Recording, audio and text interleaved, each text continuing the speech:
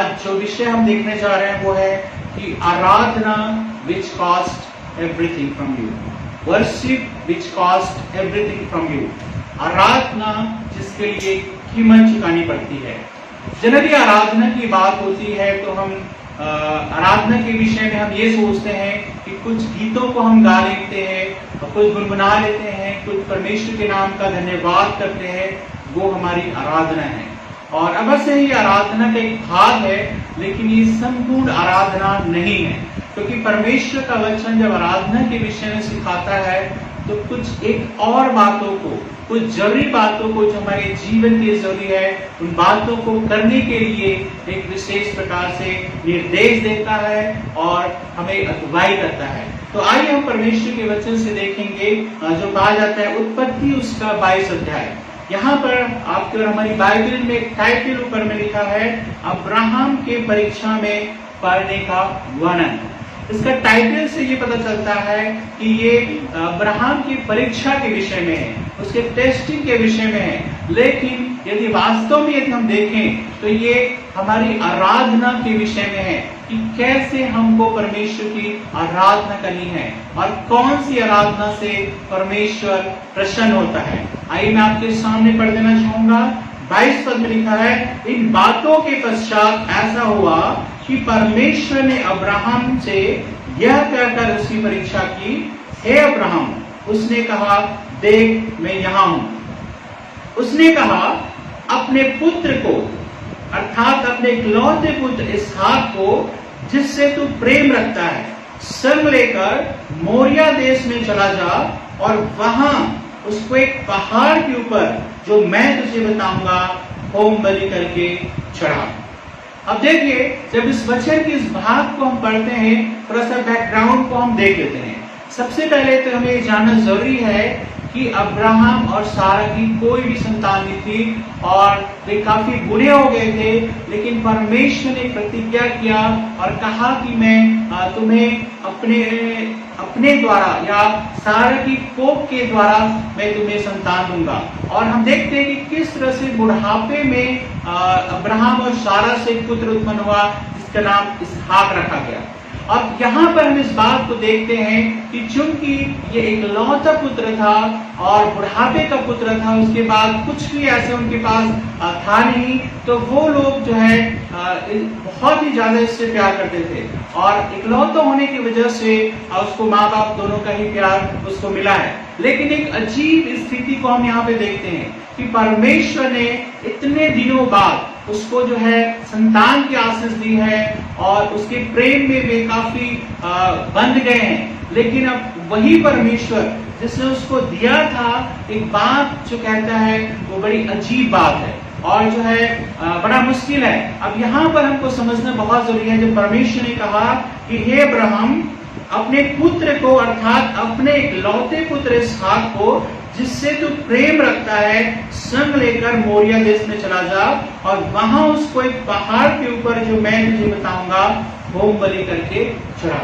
अब देखिए, जब हम इसको देखते हैं तो हमें इस बात को समझना बहुत जरूरी है कि अब्राहम के पास ऐसी कोई भी किताब नहीं थी, ऐसी कोई भी बाइबल नहीं थी जैसे आज हमारे सामने है, और उसको ये भी नहीं पता था कि ये परमेश्वर मेरी परीक्षा कर रहा है। आज हम आप और मैं पढ़ के इस बात को हम समझते हैं कि परमेश्वर अब्राहम की परीक्षा कर रहा था, लेकिन वहां पर अब्राहम के पास ऐसी कोई भी चीज नहीं थी जिससे वो जान सके कि ऐसा भी कुछ होता है, परमेश्वर ऐसी भी कुछ परीक्षा करता है। लेकिन यहाँ पर हम देखते हैं कि परमेश्वर उसको एक ऐसा चीज करने के लिए कह रहा है जो है बहुत ही मुश्किल है, बहुत ही कठिन है।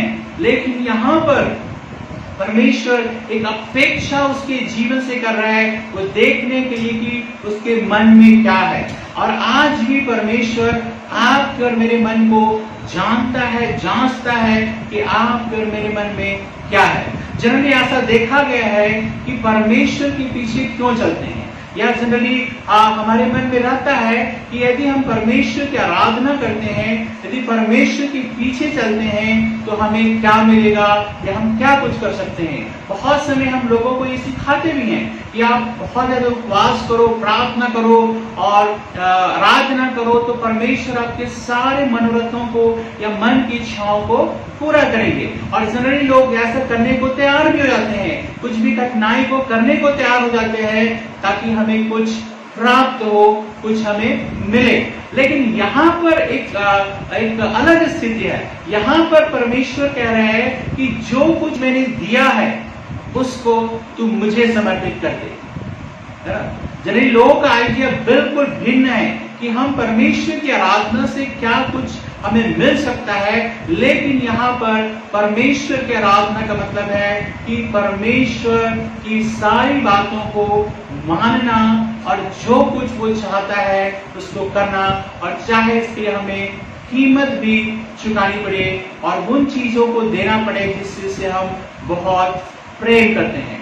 बहुत बार ऐसी स्थितियों का सामना हम करते हैं। और अब्राहम ने क्या किया यहाँ पर 3 पद में, अतः अब्राहम सवेरे तड़के उठा और अपने गधे पर काठी कसकर अपने 2 सेवक और अपने पुत्र इसहाक को संग लिया और होम बलि के लिए लकड़ी चीर ली। तब निकलकर उस स्थान की ओर चला जिसकी चर्चा परमेश्वर ने उससे की थी।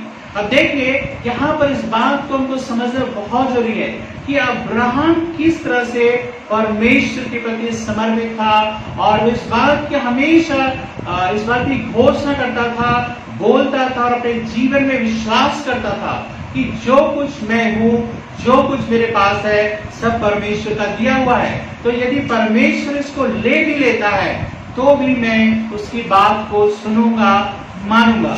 और इसके विश्वास को देखेंगे तो इब्राहिम को विश्वासियों का पिता कहलाता है। क्यों कहलाता है? जैसे मैंने कहा कि शुरू में ऐसा कोई भी उसके पास बाइबल नहीं थी, किताब नहीं थी, पुराना नियम नहीं था जिससे वो पढ़ के जान सके कि परमेश्वर की इच्छा कैसे मैं जान सकता हूँ। और परमेश्वर यहाँ पर उसको स्पष्ट रीति से बात करता है और परमेश्वर की आवाज को सुन करके वो कहता है सवेरे उठ करके अपने बेटे को और गधे पर काठी कसकर 2 सेवक को और इसहाक को लिया और होम बलि के लिए लकड़ी पे ले लिया।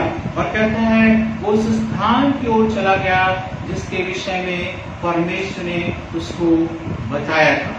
तो यहाँ पर एक बात को हमको समझना बहुत जरूरी है कि बहुत बार परमेश्वर आपको और मुझको कुछ ऐसे काम करने के लिए कह सकते हैं शायद जो हमें बिल्कुल भी पसंद ना हो, जिसको हम भरोसा ना कर सके कि ये परमेश्वर ने बोला है।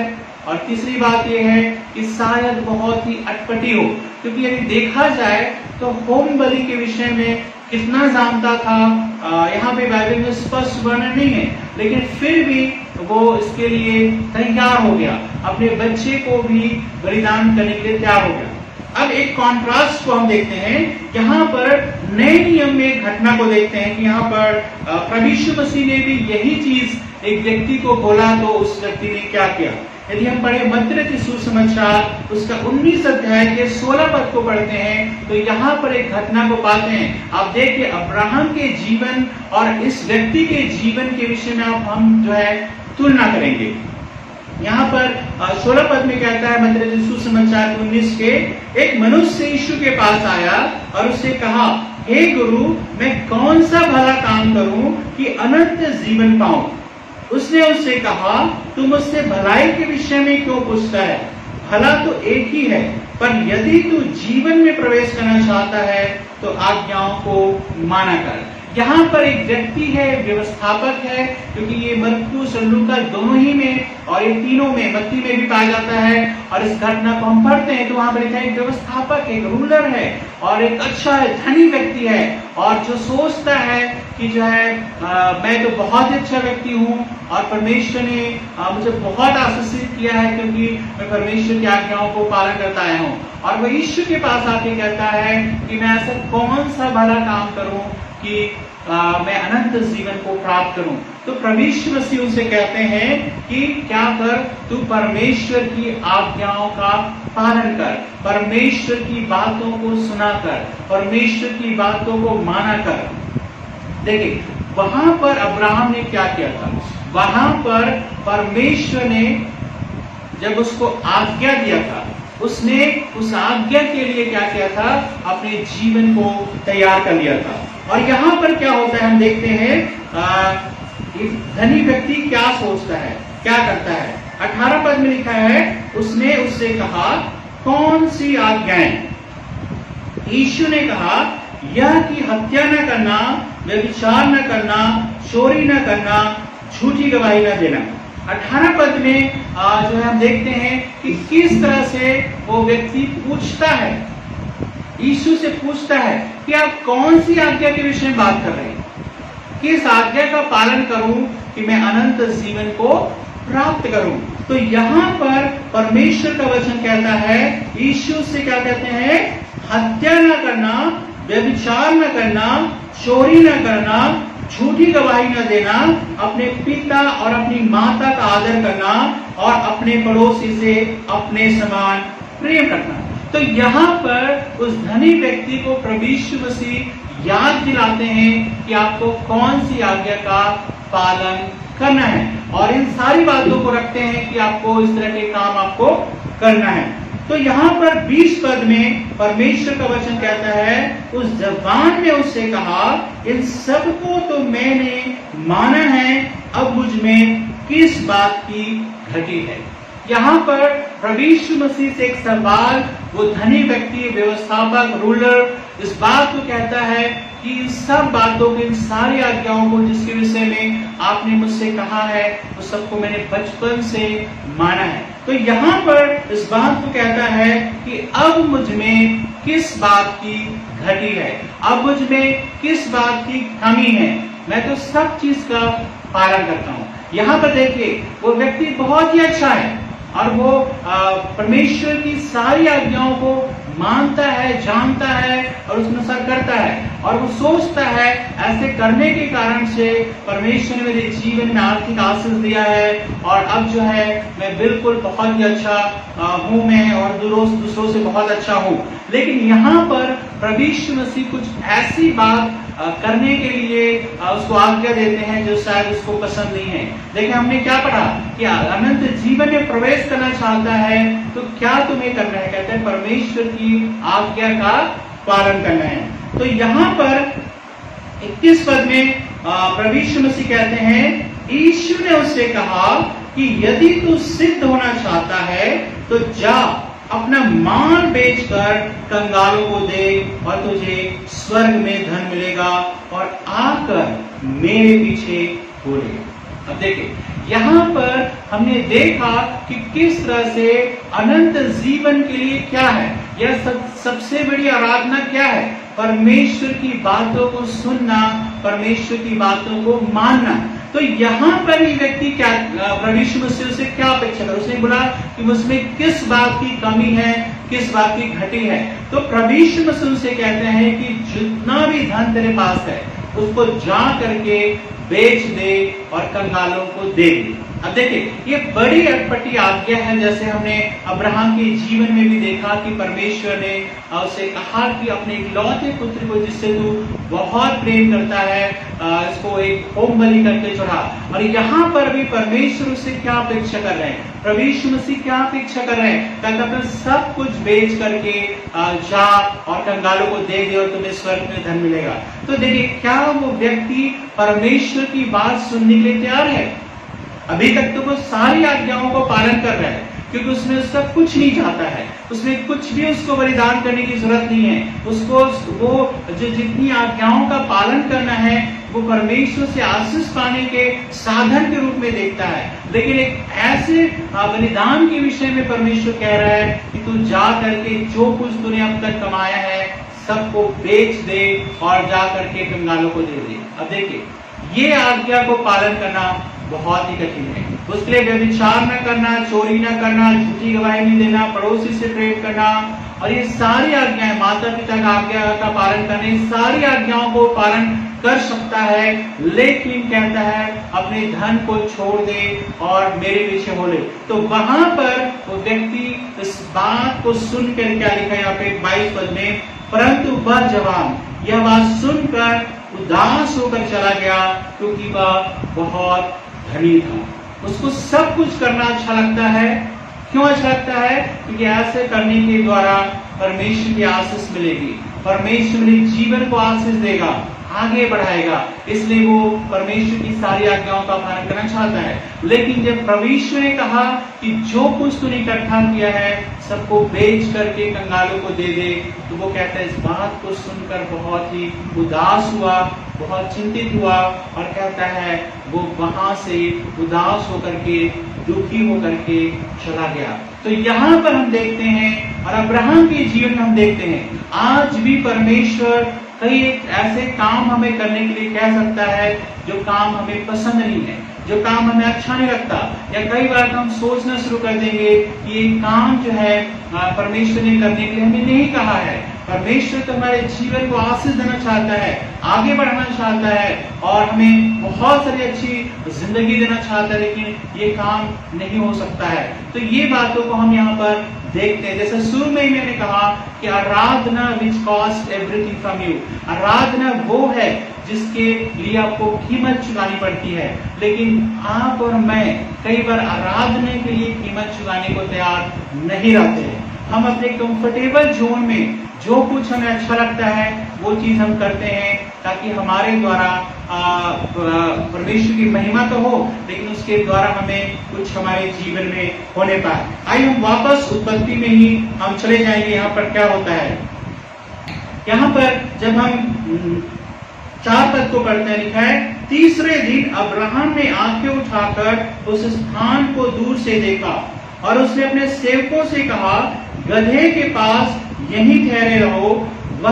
यह लड़का और मैं वहां तक जाकर और दंडवत करके फिर तुम्हारे पास लौट आएंगे। अब देखिए, जब आराधना करने के लिए जाता है तो वहां पर उसके सेवक भी है, गधा भी है, उसका बेटा भी है और अब्राहम है। तो वहां पर परमेश्वर का वचन कहता है, गधे को, अपने सेवक को नीचे ही उस पहाड़ पर छोड़ दिया।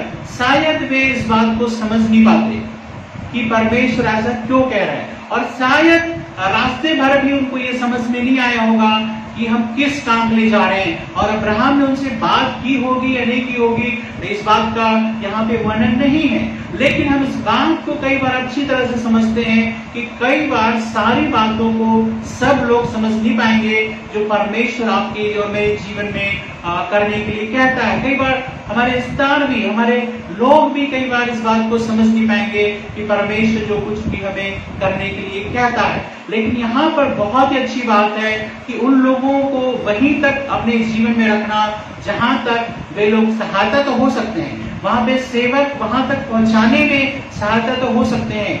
उस गधे का वहीं तक स्थान था, लेकिन आगे जो परमेश्वर की आराधना करनी है, दंडवत करनी है, तो वहां पर उनकी जरूरत नहीं है और वहां पर स्वयं उसको आगे जाना है। तो यहाँ पर कहता है, परमेश्वर का दास इब्राहिम उन सेवकों से कहता है कि हम दोनों जा रहे हैं, मैं और मेरा बेटा जा रहे हैं। लेकिन एक बात, बड़ी अचंभे की बात है, उसको पता था कि मैं अपने बेटे को होम बलि करके चढ़ाने वाला हूँ और होम बलि एक्चुअली में उसको मार डालने पर है। लेकिन वहां पर वो कहता है अपने सेवकों से कि हम वहां जाएंगे, परमेश्वर की आराधना करेंगे और फिर वहां से हम वापस लौट जाएंगे। देखिए, चढ़ाने जा रहे अपने बेटे को, बलिदान करने जा रहे अपने बेटे को, लेकिन उसको ये विश्वास है कि परमेश्वर जरूर कुछ न कुछ करेगा और यदि ये मर भी जाए तो भी प्रभु क्या करेगा, उसको जीवित करेगा। यदि हम रोमियो की पत्री उसके 4 अध्याय में पढ़ते हैं तो उसके इस विश्वास को जो है 17, 18, 19, 20 को आप पढ़ सकते हैं अपने घर में, रोमियो उसके 4 अध्याय के। वहां पर इस बात को लिखा है कि वो परमेश्वर का विश्वास करता था और वो कैसा सोचता था, कहता है परमेश्वर मरे हुओं को भी जिलाने वाला परमेश्वर है और जो बातें है ही नहीं उसका नाम भी ऐसा लेता है मानो वो है। तो उसके मन में क्या बातें चल रही थी? पहली बात तो ये थी कि परमेश्वर जो कुछ भी मेरे जीवन से चाहता है उसको मैं करूं, चाहे मेरे लिए नुकसान की बात हो, पहला। दूसरी बात ये थी कि यहाँ पर मुझे जो कुछ भी इसके लिए करना पड़े, जो परमेश्वर कहता है उस पर मुझे भरोसा करना है और परमेश्वर ने कहा है इस हिसाब के द्वारा तेरा वंश आगे बढ़ेगा। तो यदि परमेश्वर यदि इसको मुझसे ले लेता है, ये मर भी जाता है, तो भी परमेश्वर इसको जिंदा रखने की सामर्थ है, इसको जीवित करने की सामर्थ है। और उस बात पर विश्वास करने के द्वारा सबसे पहले उसने उस विश्वास को उन सेवकों के सामने प्रकट किया कि वहां पर हम जा तो रहे, परमेश्वर की आराधना करके हम वापस आ जाएंगे। उसने ये नहीं कहा कि हम दोनों वहां पे जा रहे हैं और वहां से मैं अकेले यहाँ पर मैं आ जाऊंगा, लेकिन वो कहता है वापस आ जाएंगे, लौट आएंगे। 6 पद में, तब अब्राहम ने होम बलि की लकड़ी ले अपने पुत्र इसहाक पर लादी और आग और छुरी को अपने हाथ में लिया और वे दोनों एक साथ चल पड़े।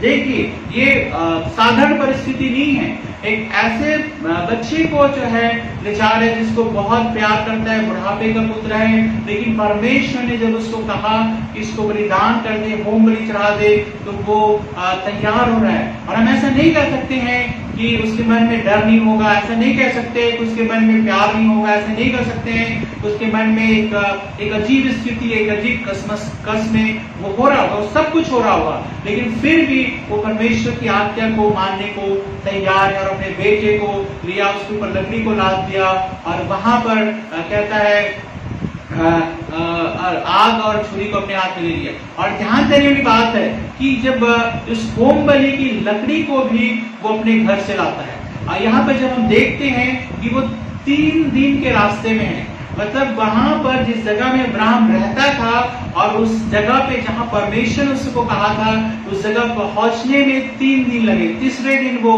पहुंचता है, लेकिन वो घर से ही कहता है होम बलि के लिए लकड़ी चीर के ले जाता है। तो यहाँ पर हम इस बात को देखते हैं, वो कभी नहीं सोचता है कि वहां पर मैं आसपास इधर उधर से कुछ भी इकट्ठा कर लूंगा और वहां पे जैसा चाहे वैसे मैं कर लूंगा, लेकिन वहां पर जो कुछ उसको जरूरत है वो घर से ही लेकर के वहां पे निकलता है, ताकि उसको पूरी तरह से भरोसा हो कि जो कुछ मुझे करना है उस काम को करने में कोई भी अड़चन ना है। भले ही उसको मुश्किल हो रहा है, भले ही उसको तकलीफ हो रही है, 3 दिन तक उन लकड़ियों के साथ चलने में दिक्कत है, लेकिन फिर भी वो करने को तैयार है। अपनी ओर से ही वो सब कुछ करना चाहता है। यहाँ पे बेटा भी उसका अपना है, लकड़ी भी उसका अपना है और सब कुछ उसका अपना है। कई बार हम सोचते हैं कि यदि हम परमेश्वर की आराधना करते हैं तो हम कहीं से भी कुछ भी करके हम कर सकते हैं और हमें कुछ भी करने की जरूरत नहीं पड़ेगी। तो यहाँ पर कहता है 7 पद में सवाल इसहाक अब्राहम से करता है। इसहाक ने अपने पिता अब्राहम से कहा, हे मेरे पिता। उसने कहा, हे मेरे पुत्र, क्या बात है? उसने कहा, देख, आग और लकड़ी तो है, पर होम बलि के लिए भेड़ कहाँ है? देखिए, यहाँ पर अब्राहम का बेटा एक सवाल करता है कि यहाँ पर मैं आग भी देख रहा हूं, लकड़ी भी है, छुरी भी है, लेकिन होम बलि के लिए भेड़ कहाँ है? क्योंकि अब तक उसको नहीं पता है कि वो खुद के लिए है, जो खुद वो व्यक्ति है, इसहाक है, वो होम बलि बन के चढ़ने वाला है। तो यहाँ पर 8 पद में अब्राहम कहता है, अब्राहम ने कहा, हे मेरे पुत्र, परमेश्वर होम बलि की भेड़ का उपाय आप ही करेगा। और ये दोनों संग संग आगे चलते गए। देखिए, यहाँ पर परमेश्वर का उपाय के बारे में अब्राहम कहता है, उसको स्पष्ट नहीं है, उसको कुछ भी क्लियर नहीं है कि क्या कुछ होने वाला है, लेकिन उसको ये बात पता है कि परमेश्वर ने मुझसे कहा है और मुझे ये काम को करना है।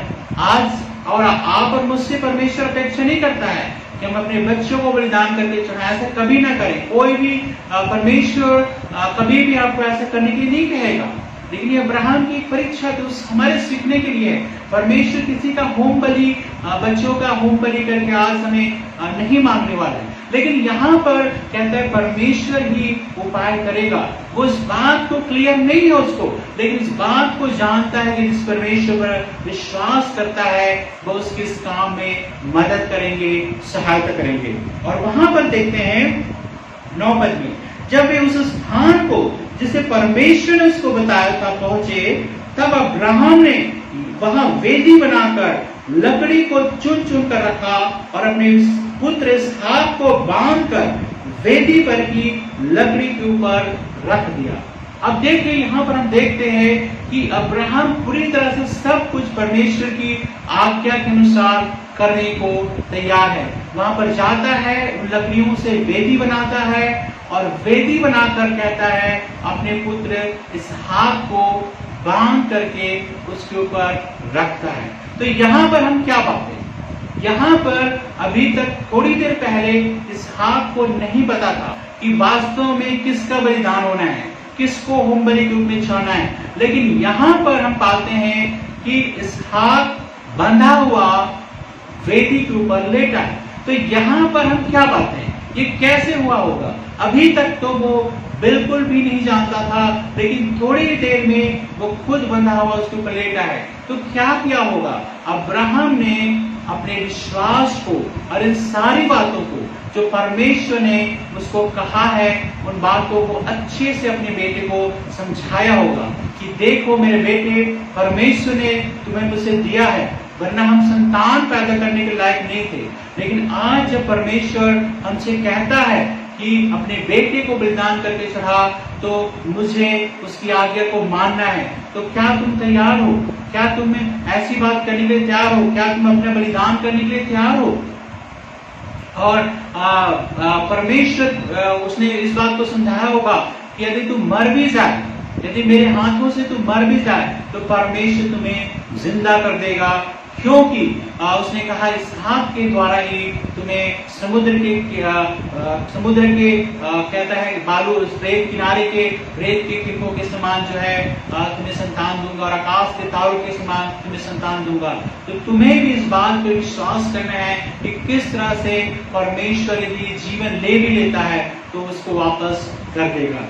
और हम देखते हैं कि किस तरह से इसहाक इस बात के लिए तैयार हो जाता है, क्योंकि कभी भी वो जबरदस्ती नहीं कर सकता था, अपने बेटे के साथ जबरदस्ती उसको बांध नहीं सकता था अकेले, लेकिन वो स्वेच्छा से उस बात को करने के लिए तैयार हो गया। और यहाँ पर पढ़ते हैं 10 पद में, फिर अब्राहम ने हाथ बढ़ाकर छुरी को ले लिया कि अपने पुत्र को बलि करे। तब यहोवा के दूत ने स्वर्ग से उसको पुकार कर कहा, हे अब्राहम, हे अब्राहम। उसने कहा, देख मैं यहाँ हूँ। उसने कहा, उस लड़के पर हाथ मत बढ़ा और न उससे कुछ कर, क्योंकि तूने जो मुझसे अपने पुत्र वरन अपने इकलौते पुत्र को भी नहीं रख छोड़ा, इससे मैं जान गया हूं कि तू परमेश्वर का भय मानता है। देखिए, जैसे ही वो तैयार हो जाता है, उसको पता नहीं क्या होने वाला है। क्या परमेश्वर इस बलिदान से पहले कुछ करने वाला है, ये भी उसको नहीं पता है, या बलिदान के बाद क्या होने वाला है उसको नहीं पता है। उसको इतना विश्वास है कि परमेश्वर इसको मुझे फिर से लौटा देगा, लेकिन वो उस काम को करने के लिए तैयार हो गया जिस काम को करने के लिए परमेश्वर ने उससे कहा था। और जैसे ही वो इस काम को करने लगा, तुरंत ही स्वर्ग में से परमेश्वर के दूत ने या परमेश्वर ने कहते पुकार के कहा, कहता है उसे कुछ मत कर, अपने हाथ को रोक ले, क्योंकि ये काम मैंने इसलिए कहा था कि मैं तुम्हारे दिल की बात को मैं जानूं कि तुम्हारे मन में क्या है। क्या तू सचमुच में परमेश्वर का भय मानता है? क्या तू सचमुच में परमेश्वर से प्रेम करता है? क्योंकि इस कार्य के द्वारा ये बात प्रकट होता है। जब हम याकूब की पत्री उसके 2 अध्याय के 21 पद को पढ़ते हैं, तो हम इसी बात को पढ़ते हैं कि ये परमेश्वर के लेखे में धार्मिकता गिनी गई। और यहाँ पर हम इस बात को पाते हैं किस तरह से अब्राहम पूरी तरह से उस काम को करने को तैयार हो गया था जिस काम को करने के लिए परमेश्वर ने उसे कहा था। और इस बात को परमेश्वर कहता है कि अब मैं जान गया हूं कि देख तू कितना मेरा भय मानता है, कितना मुझसे प्रेम करता है। वहां पर भी हम देखते हैं कि जब धनी युवक यीशु के पास आते हैं, वहां पर इसी बात को वो कहते हैं कि तू जितना भी तेरे पास है उसको छोड़ने के लिए तैयार हो जा, दूसरों को देने के लिए तैयार हो जा। तो वो है उदास होकर के चला जाता है। यहाँ पर भी यीशु इस बात को सबके सामने प्रकट करना चाहता है, देखो इसके मन में क्या है। यहाँ पर हम अब्राहम के जीवन में पाते हैं कि अब्राहम पूरी तरह सफल हुआ परमेश्वर की आज्ञा पालन करने में, परमेश्वर का भय मानने में, परमेश्वर से प्रेम करने में। और कई बार वो धनिक युवक हमें इस बात को सिखाता है कि कई बार हम सब कुछ करने को तो तैयार तो हो जाएंगे, लेकिन जो पैसे है, जो धन है हमारे पास, उसको खर्च करने के लिए हम तैयार नहीं होना चाहते। देखिए, वो सारी आज्ञाओं का पालन करने को तैयार है, लेकिन जो उसके पास पैसा है उसको छोड़ने को तैयार नहीं है। तो यहाँ पर भी हम कई बार अपने जीवन में हम ऐसे लोगों को देखते हैं। कई बार हम चाहते हैं कि परमेश्वर हमें और भी आशीष देता रहे और आशीष देता रहे, हमें आर्थिक रूप से आशीष मिले, लेकिन जो धन हमारे पास है, जो पैसा हमारे पास है, जो कुछ हमारे पास है, उसको यदि हमें परमेश्वर के लिए बलिदान करना पड़े, परमेश्वर के लिए देना पड़े, तो हम उस बात के लिए कभी तैयार नहीं होते हैं। आज और आप और मैं ऐसे बहुत सारे लोगों को देख सकते हैं जो सब कुछ कर सकते हैं, लेकिन अपने धन के विषय में वो कुछ नहीं चाहते हैं कि उसको परमेश्वर कुछ कहे या परमेश्वर के दास कुछ कहे। कई बार जब परमेश्वर के दास और सेवक यदि कलीसिया में धन के विषय में प्रचार करते हैं कि परमेश्वर आपको और मुझको आर्थिक आशीष देना चाहता है, तो हम सब उसको सुनने के लिए तैयार हो जाएंगे, सबको अच्छा लगेगा। लेकिन जिस दिन परमेश्वर का दास सिखाएगा कि आपको और मुझको परमेश्वर के लिए देना है, अपने दसवंश को देना है, और जो कुछ आपके और मेरे पास है उसको परमेश्वर के काम के लिए लगाना है, परमेश्वर की महिमा करनी, अपनी धन के द्वारा, अपनी संपत्ति के द्वारा परमेश्वर की महिमा करना है, तो उस दिन हम उदास हो जाएंगे, उस दिन हम परमेश्वर का वचन सुनना नहीं चाहेंगे। तो यहाँ पर हम इस बात को हम देखते हैं कि कितना कठिन है, कितना मुश्किल है। अब्राहम के जीवन में हम पाते हैं कि किस तरह से मैं तुम्हारे जीवन को आशीष देना चाहता हूँ। 15 पद में पढ़ते हैं, फिर यहोवा के दूत ने दूसरी बार स्वर्ग से अब्राहम को पुकार के कहा, यहोवा की यह वाणी है कि मैं अपनी यह शपथ खाता हूँ कि तूने जो यह काम किया है, कि अपने पुत्र वरन अपने इकलौते पुत्र को भी नहीं रख छोड़ा, इस कारण मैं निश्चय तुझे आशीष दूंगा और निश्चय तेरे वंश को आकाश के तारागण और समुद्र के तीर की बालू के किनकों के समान अनगिनत करूंगा, और तेरा वंश अपने शत्रुओं के नगरों का अधिकारी होगा, और पृथ्वी की सारी जातियां अपने को तेरे वंश के कारण धन्य मानेंगी। यहाँ पर जब अब्राहम ने परमेश्वर की आज्ञा का पालन किया, परमेश्वर ने भी कहा कि मैं तुझे आशीष दूंगा, धन संपत्ति में भी बढ़ाऊंगा, लेकिन कहता है और बड़ा काम मैं करूंगा, कहता है वो ये है कि तेरे द्वारा पृथ्वी के सारे लोग आशीष पाएंगे। अब देखिए क्या ये आशीष है, पृथ्वी के सारे लोग क्या आशीष को प्राप्त करेंगे। हम इस बात को अच्छी तरह जानते हैं, जब मध्य रात्रि सुसमाचार शुरू होता है, जब नया नियम शुरू होता है, तो इस बात को हम पाते हैं, वो शुरू होता है कि किस तरह से परमेश्वर ने यीशु को लाने के लिए, इस संसार में लाने के लिए उसने अब्राहम को चुना, अब्राहम के वंश को चुना, और किस तरह से यीशु मसीह अब्राहम की संतान के रूप में जाना जाता है, और जिसके द्वारा परमेश्वर ने प्रतिज्ञा किया था कि तेरे द्वारा पृथ्वी के सब लोग, सब कारण धन्य मानेंगे। आज हम अब्राहम को विश्वासियों का पिता कहते हैं, वो यहूदियों का भी पिता है, मसीहियों का भी पिता है, मुस्लिमों का भी पिता है। तो यहाँ पर हम देखते कि किस तरह से विश्वासियों का पिता कहलाता है अपनी आज्ञा पालन करने के कारण से, और प्रभु यीशु मसीह उसी अब्राहम के वंश में पैदा हुआ और उसने सारे संसार के लिए अपने जीवन को दिया। और यदि हम यूहन्ना सुसमाचार उसके 3 अध्याय के 16 पद को जब हम पढ़ते हैं, तो यहाँ पर क्या लिखा है, देखिए यूहन्ना 3 अध्याय के 16 पद को हम यहाँ पे पढ़ते हैं। यहाँ पर ऐसा लिखा है, क्योंकि परमेश्वर ने जगत से ऐसा प्रेम रखा कि उसने अपना एक लौता पुत्र दे दिया, ताकि जो कोई इस पर विश्वास करे वह नष्ट न हो परंतु अनंत जीवन को पाए। वहां पर हम देखते कि किस तरह से अब्राहम अपने इकलौते पुत्र को, इसहाक को बलिदान करने को तैयार हो गया। वहां पर परमेश्वर सिर्फ उसकी परीक्षा कर रहे थे, वास्तव में इसहाक को बलिदान नहीं करना था। लेकिन यहाँ पर एक इंटरेस्टिंग बात जो है कि जिस जगह पे परमेश्वर ने अब्राहम को कहा था इसहाक को बलिदान कर दे, उसी जगह पर, उसी मोरिया पर्वत पर यीशु मसीह का बलिदान होता है। उसी जगह पर परमेश्वर अपने इकलौते पुत्र प्रभु यीशु मसीह को सचमुच में बलिदान करता है। वहां पर अब्राहम केवल परीक्षा लेने के लिए ऐसा परमेश्वर ने वहां पर अब्राहम की सिर्फ परीक्षा लेने के लिए ऐसा किया था, लेकिन यहाँ पर हम पाते हैं कि किस प्रकार सचमुच में परमेश्वर अपने इकलौते पुत्र को, देखिए वहां पर भी बार बार जोर दिया जाता है उस अध्याय में कि इकलौता पुत्र, और यहाँ पर परमेश्वर के इकलौते पुत्र के विषय में जिक्र है और कहते हैं परमेश्वर ने अपने इकलौते पुत्र को दे दिया, बलिदान दे दिया, ताकि उसके द्वारा सारी मनुष्य जाति का उद्धार हो। तो यहाँ पर इस बात को हम समझते हैं अच्छी तरह से कि परमेश्वर की आराधना करना, केवल कुछ गीतों को गाना, केवल कुछ आराधना करना, कुछ बातें कहना, कुछ म्यूजिक इंस्ट्रूमेंट बजा लेने से आराधना नहीं होती है। सच्ची आराधना जो परमेश्वर जो कुछ हमारे जीवन से जो चाहता है उस चीज को हमें करना है, चाहे हमें पटी लगे, चाहे हमें नुकसान उठाना पड़े, चाहे सब कुछ बलिदान करना पड़े, तो पर भी हमें इस बात को करने के लिए तैयार होना है। और परमेश्वर इस बात को हमेशा हमारे जीवन से चाहता है। सब लोग नहीं समझेंगे और इस तरह से अब्राहम के सेवक लोग समझ नहीं पाते कि ऐसा क्यों हो रहा है, क्यों कर रहे हैं, लेकिन फिर भी कहता है, और कई उसका बेटा भी कुछ समझ नहीं पाया कि ऐसा क्यों पिता कर रहा है, लेकिन जब उसने बताया और जब उसने सिखाया, समझाया, और वो भी इस बात को करने के लिए तैयार हो गए। सोचिए यदि इसहाक अपने आप को तैयार नहीं करता अब्राहम की बात सुनने के लिए तो बड़ा मुश्किल होता, लेकिन यहाँ पर इसहाक न केवल अब्राहम विश्वासियों का पिता है, लेकिन यहाँ पर इसहाक ने भी अपने आप को दे दिया, जिस तरह से यीशु मसीह ने अपने आप को दे दिया। तो यहाँ पर किस प्रकार से हम देखते हैं एक मॉडल के रूप में, एक नमूने के रूप में हम देखते हैं कि अब्राहम ने अपने बेटे को बलिदान किया और बेटे जो स्वेच्छा से इस बात को करने को तैयार हो गया।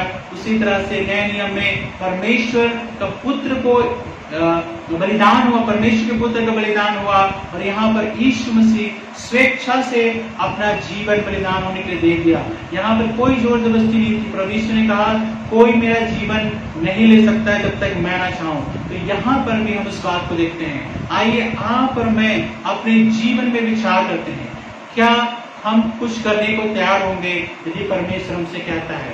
आज परमेश्वर किसी बच्चे का बलिदान करने के लिए नहीं कहता है, कोई बच्चे को सेक्रीफाइस करने के लिए, होम बलि चढ़ाने के लिए नहीं कहेगा, लेकिन बहुत सारे ऐसी चीजें परमेश्वर आपके और मेरे जीवन को जांचने के लिए कह सकता है कि क्या सचमुच में हम परमेश्वर की आराधना करने को तैयार हैं, परमेश्वर की महिमा करने को तैयार हैं। आप और मुझको इस बारे में सोचना है।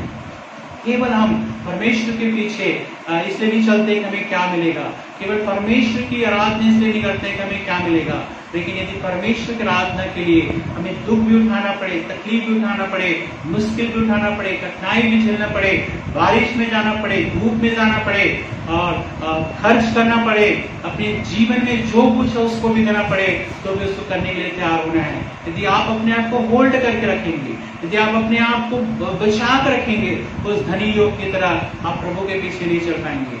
प्रभु के पीछे चलना आसान काम नहीं है, आसान बात नहीं है। प्रभु यीशु मसीह कहता है कि हम अपने संपूर्ण जीवन को बलिदान करने के लिए भी तैयार रखें। आइए इस समय अपनी आंखों को बंद करें और इसमें प्रार्थना करें और थोड़ी देर अपने जीवन के लिए प्रार्थना करें कि क्या सचमुच में आज परमेश्वर यदि आपसे कुछ कहता है तो क्या उस बात को करने के लिए आप तैयार रहेंगे। आइए हम अपनी आंखों को बंद करके प्रार्थना करें, थोड़ी देर पवित्र आत्मा आपसे बात करने पाए। कई बार हमारे लिए बहुत मुश्किल होता है, हम कहते तो हम विश्वासी हैं, कहते तो हम प्रभु से प्रेम करते हैं, कहते तो हैं कि हम प्रभु की आराधना करेंगे, प्रभु के पीछे चलेंगे, लेकिन प्रभु यदि हमें कुछ ऐसे कठिन बातों को कहने के लिए कहेगा, हम इसको बिल्कुल भी करने को तैयार नहीं होंगे। क्या हम अपना सब कुछ देने को तैयार हैं? प्रभु यीशु मसीह ने एक बार एक भी कहा था कि जो अपने प्राण को अप्रिय ना जाने वो मेरा चेला नहीं हो सकता है। कई बार हो सकता है आपको सब कुछ गंवाना पड़े प्रभु यीशु मसीह के पीछे चलने की, उसको आराधना करने के। हो सकता है आपको अपने जीवन भी देना पड़े, तो पर भी प्रभु के पीछे चलने के लिए क्या आप और मैं तैयार हैं। प्रभु इस समय हम सब की मदद करें, विश्वास में बढ़ने पाए, संगति में बढ़ने पाए, प्रार्थना में बढ़ने पाए। और प्रभु आपकी सब आज्ञाओं को पालन करने के लिए, चाहे हमारे नुकसान की बात हो, चाहे हमारे यहाँ सटपटी बात हो, चाहे प्रभु हम दूसरों के सामने एक बुरा उदाहरण भी बनने के लिए तैयार हो, फिर भी प्रभु हम ऐसा करने के लिए हमेशा तैयार हैं। ऐसी प्रभु से हमारी सहायता कर, पवित्र आत्मा हमारी मदद कर, हम सबके जीवन पर बड़ी आशीष हो, सुनने वालों को आशीष दे, देखने वाले को आशीष दे, और उनके जीवन में पिता इस बात को भार कि जो उनके जीवन में सब कुछ देना पड़े, गंवाना पड़े, तो कभी भी आपसे दूर ना हो, और उस धनी युवक के समान ना हो जो सब कुछ तो करना चाहता था लेकिन पैसे को वो देना नहीं चाहता था, पैसे को खर्च नहीं करना चाहता था। प्रभु इस समय हम सब की मदद करें। धन्यवाद, तेरी महिमा हो यीशु के नाम से, आमीन आमीन। अब हमारे परमेश्वर पिता का प्रेम, प्रभु यीशु का निधन और पवित्र आत्मा की सहभागिता हमेशा हर एक के साथ होती रहे। आमीन। परमेश्वर आप सबको आशीष दे, और इस वीडियो को यदि आप पसंद आता है आप ज्यादा से ज्यादा दूसरों को शेयर कर सकते हैं। और हमारे YouTube चैनल है दून एजी प्रेयर हाउस, उस पर आप जाकर बहुत सारे वीडियोस देख सकते हैं। उसको सब्सक्राइब कर लीजिए, बेल आइकन दबा दीजिए ताकि बहुत सारे वीडियोस जो नए नए बनाते हैं आप देख सके, और परमेश्वर का वचन दूसरों तक पहुंचाने में हमारी मदद कीजिए। और प्रभु आपके और आपके पूरे परिवार को बड़ी आशीष दे, और आप सबके द्वारा परमेश्वर के नाम की महिमा हो।